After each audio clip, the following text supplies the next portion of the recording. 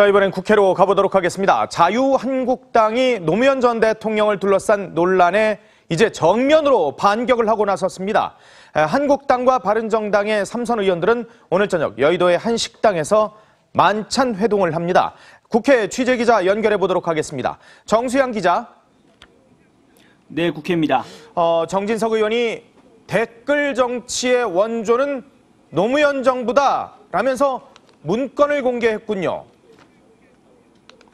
네, 그렇습니다. 열린 토론 미래토론회에 참석한 한국당 정진석 의원은 노무현 정부에서 작성됐다는 문건을 공개했습니다.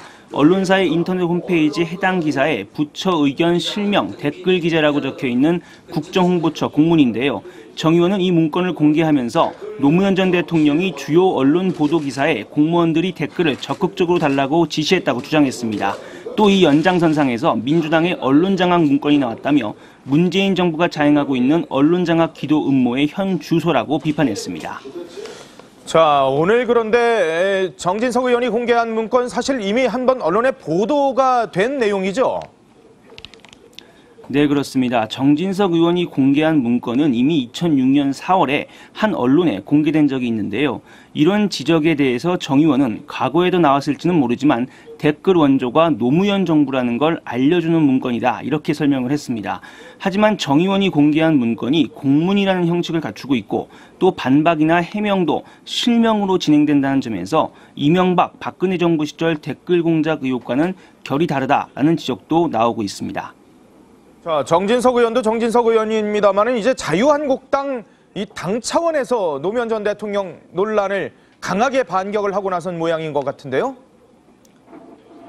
네, 그렇습니다. 일단 한국당 홍준표 대표가 오늘 정진석 의원의 발언 논란에 대해서 본질은 노무현 전 대통령 가족이 640만 달러의 뇌물 의혹이다라고 이렇게 주장을 했습니다. 또 뇌물이라면 내놓아야 한다면서 내놓을 생각은 안 하고 격까지만 문제 삼고 있다라고 얘기를 했습니다.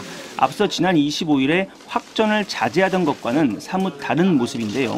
정우택 원내대표도 노 전 대통령 일가의 640만 달러 뇌물 사건의 본질을 특검을 통해 규명해야 한다고도 요구했습니다.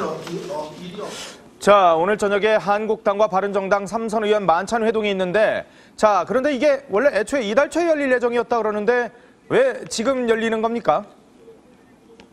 네, 원래는 이번 달 초에 만날 계획이었습니다만 지난달 말 그리고 이번 달 초에 바른정당 이해운 전 대표의 정치자금법 위반 사건 등 민감한 현안이 많았기 때문에 오늘로 연기가 됐습니다.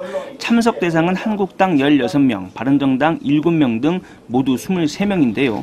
사실 오늘 모임은 친목 모임의 성격을 띠고 있지만 중량감을 가진 중진 의원들인 만큼 양당 통합 문제도 자연스레 논의가 이루어질 것으로 보입니다.